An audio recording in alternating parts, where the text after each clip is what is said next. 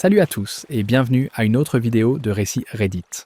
L'histoire de ce soir montre à quel point les situations familiales peuvent devenir compliquées et désordonnées, parfois même vous obligeant à couper les ponts. Alors, avant de plonger dedans, prenez du popcorn, installez-vous confortablement et détendez-vous pendant que je partage cette histoire avec Minecraft en arrière-plan. Le titre de l'histoire d'aujourd'hui est « Mon père a choisi mon cousin plutôt que moi, a financé son avenir et a ruiné le mien. Mais le karma l'a laissé noyer dans le regret pendant que je construisais ma propre vie. » Je n'aurais jamais pensé partager cette histoire, mais me voilà.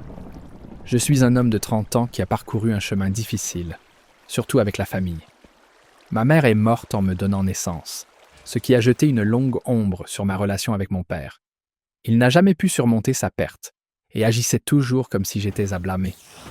Je n'ai aucun souvenir de ma mère, mais des membres de la famille m'ont raconté à quel point elle était excitée de m'avoir.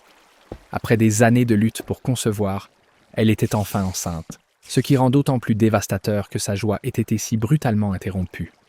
En grandissant, notre maison était comme un musée dédié à elle. Mon père gardait tout comme elle l'avait laissé. Ses robes étaient encore accrochées dans l'armoire, ses romans soigneusement disposés sur les étagères. C'était comme si je vivais avec l'esprit d'une femme que je n'avais jamais connue. Parfois, je me glissais dans leur chambre, passant mes doigts sur ses affaires, espérant ressentir une connexion avec la mère que je n'avais jamais rencontrée. Ma relation avec mon père, cependant, était une toute autre histoire. Il était physiquement présent mais émotionnellement distant, comme s'il était sur un autre continent. Il s'occupait des besoins de base, nourriture, vêtements, m'emmener à l'école. Mais il n'y avait pas de chaleur, pas de câlin, pas de mots gentils, pas même un signe d'approbation pour quelque chose que j'avais bien fait. Je me sentais comme un étranger dans ma propre maison. La plupart du temps, il me regardait à peine. Et quand il parlait, c'était généralement pour souligner mes défauts ou me comparer à mon cousin, Liam. Le père de Liam, mon oncle, est mort dans un accident de moto quand Liam avait 8 ans. Je me souviens encore du jour où nous avons reçu la nouvelle. C'était un mercredi soir orageux, et j'étais à la table de la salle à manger, faisant mes devoirs de maths, quand le téléphone a sonné. Mon père a répondu, et son visage s'est effondré pendant qu'il écoutait. C'est la seule fois où je l'ai vu pleurer. Après l'appel, il s'est effondré sur une chaise, fixant le vide pendant ce qui semblait être des heures. Après cela, Liam a commencé à passer plus de temps chez nous. Au début, mais j'étais ravi, pensant qu'un autre enfant pourrait égayer l'ambiance et peut-être même pousser mon père à s'ouvrir. Mais j'ai vite réalisé que la présence de Liam ne faisait qu'empirer les choses. Mon père disait des choses comme « Pourquoi ne peux-tu pas être plus comme Liam ?» ou « Liam ne raterait pas ça ». J'avais l'impression que Liam était le fils qu'il avait toujours voulu et que je n'étais qu'un obstacle. Liam était extraverti, athlétique et charismatique, tout ce que je n'étais pas. J'étais calme, j'aimais les livres et je préférais rester à l'intérieur. Pour mon père, c'était un défaut. J'ai tellement essayé de gagner son approbation, étudiant ses hobbies, obtenant les meilleures notes, rejoignant toutes les équipes sportives qu'il admirait. Mais rien n'était suffisant.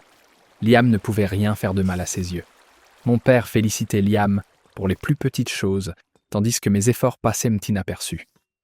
Quand j'avais 13 ans, j'ai remporté un concours scientifique à l'école, avec un modèle détaillé d'une éolienne sur laquelle j'avais travaillé pendant des semaines. J'étais tellement excité de le dire à mon père, pensant que cela pourrait enfin le rendre fier. Mais quand je suis rentré à la maison, il riait avec Liam à propos d'un match de foot. J'ai partagé ma victoire, et il m'a juste donné un hochement de tête sec avant de se tourner à nouveau vers Liam. C'était comme si j'étais invisible. Les choses ont empiré en grandissant. Liam et moi étions dans la même classe, et les gens nous taquinaient souvent à ce sujet. Au lycée, je le surpassais académiquement, mais mon père trouvait toujours des moyens de minimiser cela. Liam a des priorités plus importantes que les notes, disait-il. Lors d'une réunion parents-professeurs, mon professeur d'histoire a félicité une dissertation que j'avais écrite, disant qu'elle était exceptionnelle pour mon âge et que je pourrais devenir historien un jour. Mon père a juste marmonné quelque chose sur si cela m'aiderait à obtenir une bourse sportive. J'étais mortifié. Malgré tout, je continuais d'espérer que les choses changeraient. Je pensais que si je pouvais trouver la bonne chose, la clé pour déverrouiller son affection, tout irait bien. J'ai poursuivi ce rêve tout au long de mon enfance et de mon adolescence. Quand l'université est arrivée, j'ai été confronté à une dure réalité. J'avais travaillé dur et été accepté dans une bonne université, prête à commencer mon avenir. Bien que je savais que l'argent serait serré, je supposais que mon père aiderait un peu. J'avais tort. Un jour, je l'ai entendu au téléphone avec Liam, promettant de couvrir l'intégralité de ses frais de scolarité dans une école prestigieuse. Mon cœur s'est serré.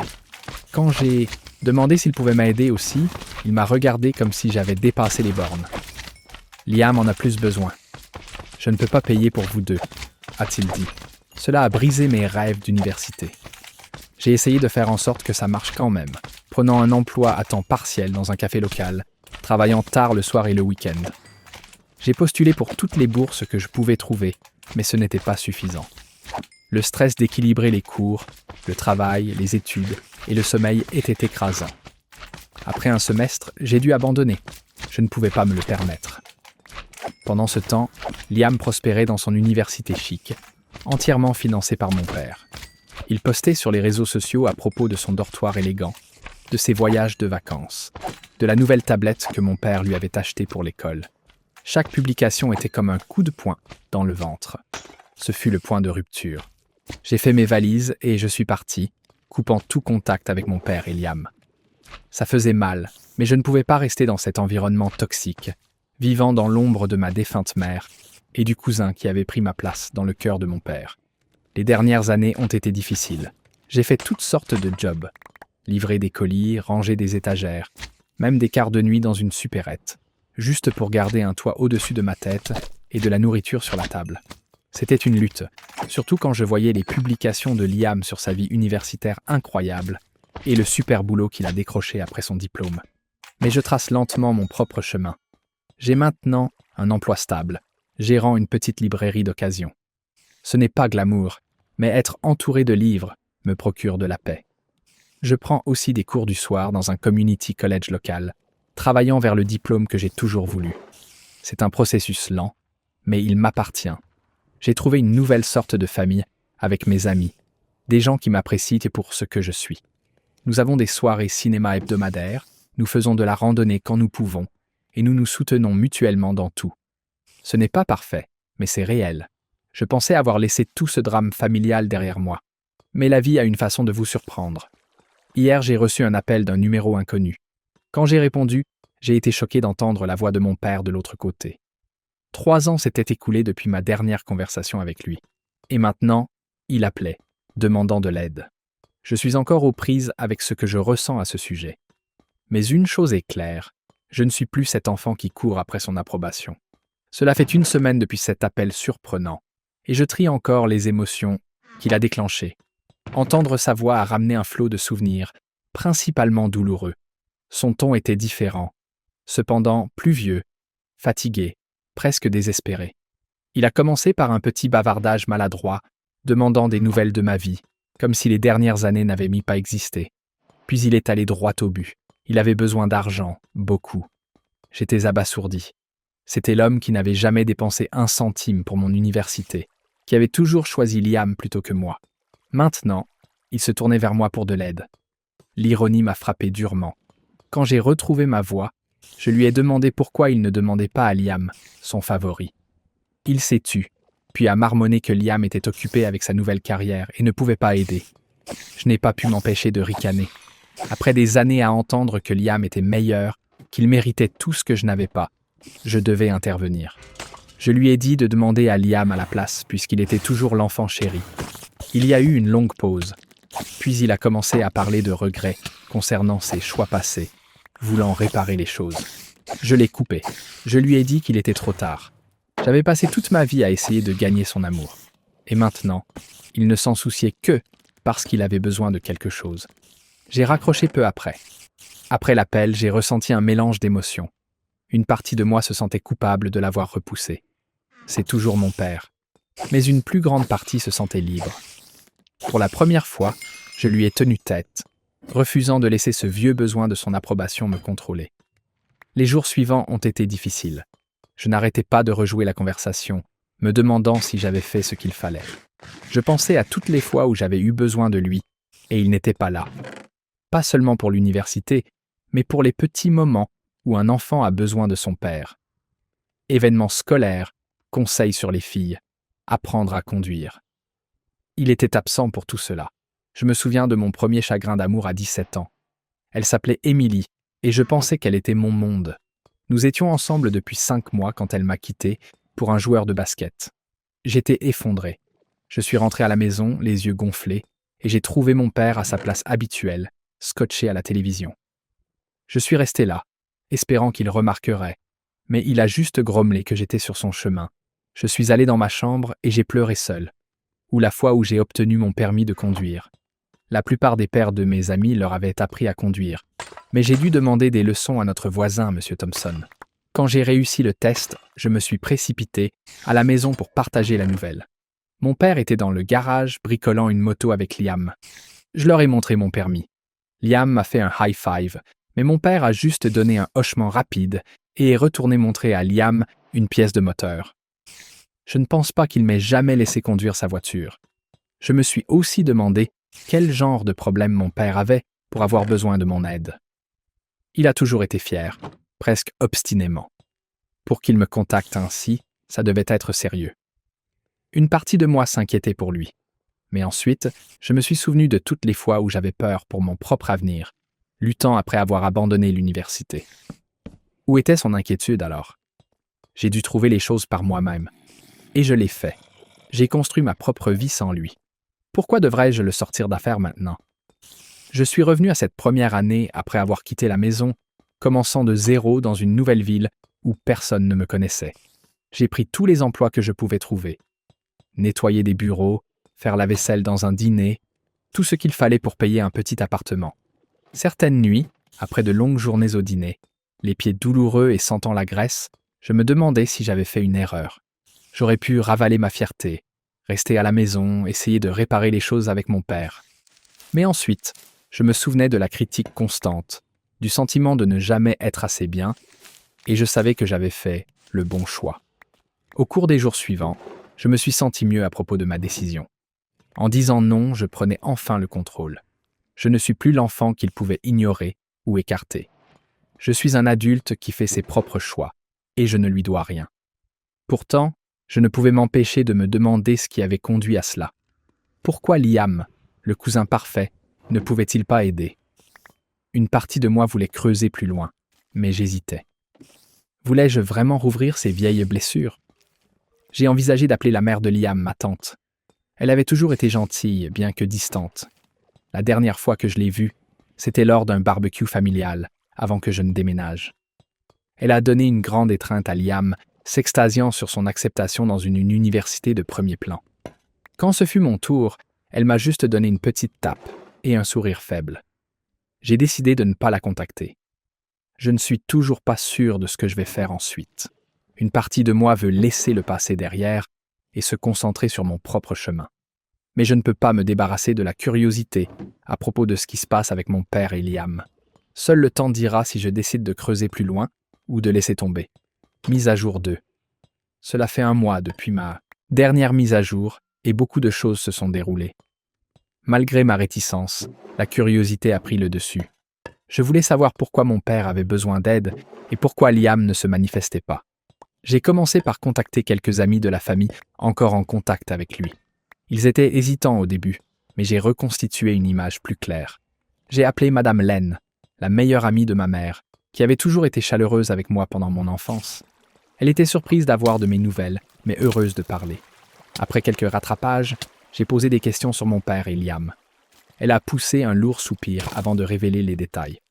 Mon père s'était totalement investi dans le soutien à Liam, bien au-delà des frais de scolarité. Il avait aidé Liam à acheter un condo, lui avait procuré une voiture et avait même financé une idée d'entreprise de Liam. Pour ce faire, mon père avait contracté de lourds prêts et maximisé ses cartes de crédit. Il était noyé dans les dettes. Tout cela pour offrir à Liam la vie qu'il pensait qu'il méritait. Madame Len a mentionné une conversation d'il y a quelques années où mon père se vantait des réalisations de Liam, disant qu'il deviendrait un grand entrepreneur. Quand elle a demandé de mes nouvelles, il a juste haussé les épaules et dit qu'il espérait que je m'en sortais. Cette mise à l'écart l'a blessé. Ensuite, j'ai contacté M. Thompson, mon ancien voisin, qui m'avait appris à conduire. Il était toujours observateur et a partagé des nouvelles plus récentes.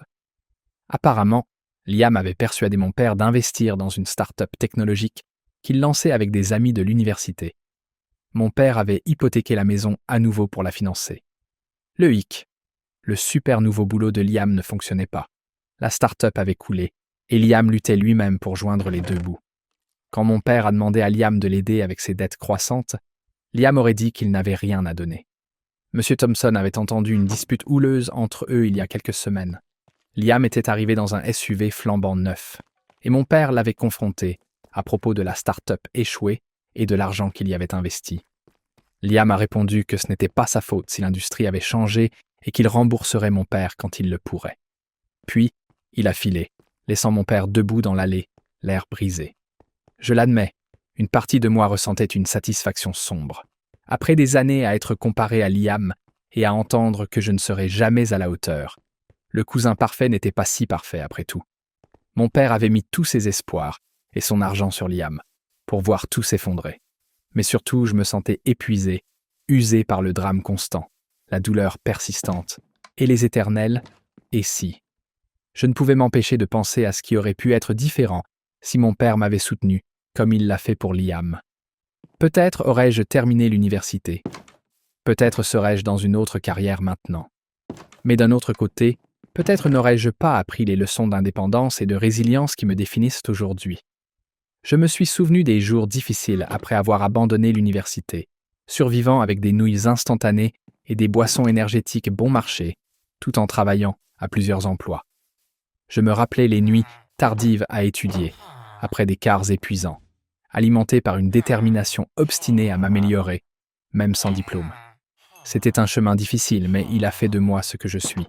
Après réflexion, j'ai décidé d'envoyer un message à mon père. Je lui ai dit que je savais pour Liam et les dettes. Je n'ai pas offert d'aide, mais je n'ai pas non plus jubilé. À la place, j'ai dit que j'espérais qu'il pouvait voir comment ses choix nous avaient affectés tous les deux. Des heures plus tard, il a répondu avec un long message. Il s'est excusé, admettant qu'il avait été injuste envers moi, disant que son chagrin à cause de la mort de ma mère avait obscurci son jugement. Il a écrit que ma mère aurait été fière de l'homme que je suis devenu. Malgré ses échecs en tant que père, il a demandé si nous pouvions nous rencontrer pour parler. J'ai longuement pesé ce message, réfléchissant à ma réponse. Une partie de moi, l'enfant qui désirait encore l'amour de son père, voulait dire oui. Je nous imaginais assis, discutant de tout, peut-être même reconstruisant quelque chose. Mais l'adulte que je suis devenu, qui a lutté pour tout ce que j'ai, savait mieux. J'ai pensé au jalon que mon père a manqué. Mon diplôme de lycée, où j'ai scruté la foule pour le trouver, seulement pour ressentir la douleur de son absence. Mon premier appartement, assemblé avec des trouvailles de friperie et une détermination pure. La récente promotion que j'ai obtenue, à la librairie, un moment que je n'ai partagé qu'avec des amis.